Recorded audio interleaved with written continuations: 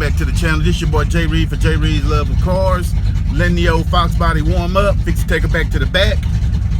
Hook up my RPM window switch again. And I think we're going to test out that 175 shot again. Except this time I'm going to bring it in at probably 3,000 RPMs to be on the safe side. And hopefully we don't get a backfire. So let's go ahead, drive around to the back, get shit hooked up, and let's send her. So as you can see here, I got the Pro M air filter, air intake hooked up. K&N, MAF housing, regular Pro. I think that's a Pro M MAF sensor. K&N air filter needs to be replaced. This is why I took it off to begin with. These damn things like 60 bucks. So, but it should serve today's purposes. So we got the, I already had a hole drilled in it because I had this one on it first when I first installed the nitrous. So now we're going to get the RPM window switch hooked back up, which is basically just this wire connected to this wire, which is the ground, to the relay. So we're going to hook that back up, get it adjusted. I got the bottle kind of sitting out in the sun so it can heat up a little bit while I'm doing this. And we are going to test her out. Okay, so we got these. We got a 73 jet on the nitrous side, and we got a 34 on the fuel side. So that's 175 shot fuel. Kind of guessing that because a 200 shot is a 36. I thought it was a 30. I thought a 175 shot was a 36, but it's not. So I dropped it down 2 jets. That should be plenty of fuel for a 175. Plus these kits run fat anyway. But we gonna make it do what it do. Word of advice, guys: don't try this at home. Don't fuck your shit up.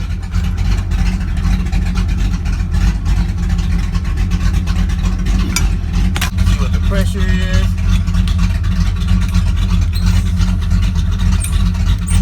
Oh, we just about good to go. We are just about good to go.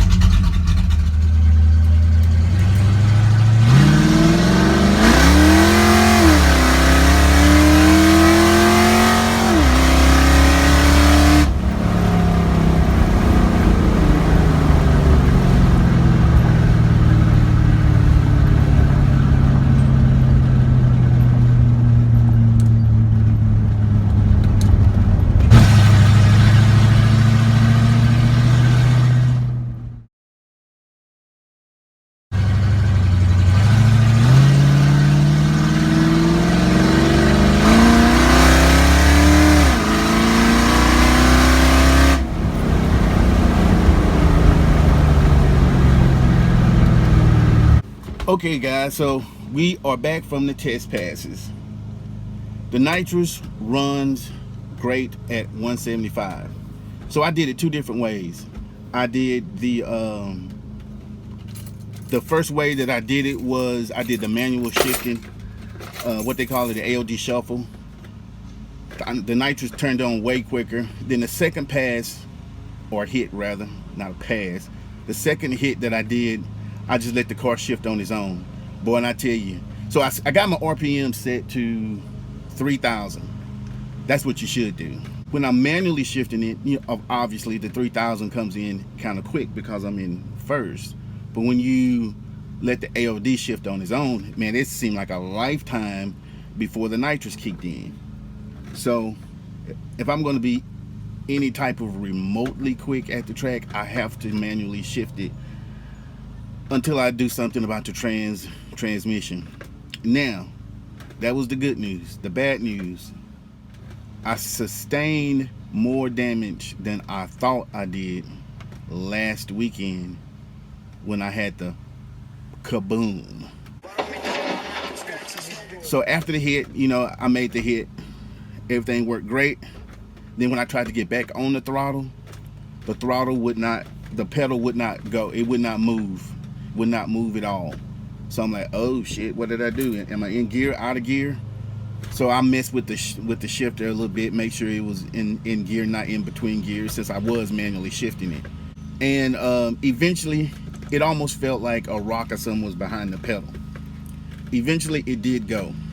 So I said, probably should have stopped right there, but I didn't because I wanted to test it by just letting the car shift, because ideally that's what you want to do with these ALDs, but that's not going to work, as you can see from the video. When I did it that second time, it did the same thing again after wide open throttle. But I just pulled up to my neighborhood, pulled off to the side, stopped it, played with the pedal a little bit, and it came unlocked. Here's what I think I did. When I had that backfire, pretty sure I bent the blades in the throttle body, because now when I'm at wide open throttle, they stick. It's not sticking at wide open throttle, which I probably shouldn't even make those hits, that second hit, after I noticed it was sticking, because it could have easily got stuck in the open position, but it was sticking in the closed position after wide open throttle. So that tells me I probably tweaked the blade a little bit in the throttle body. Not much, but enough to where it just sticks a little bit on wide open throttle. Long story short, I gotta fix that no matter what I do. Twist that frown upside down.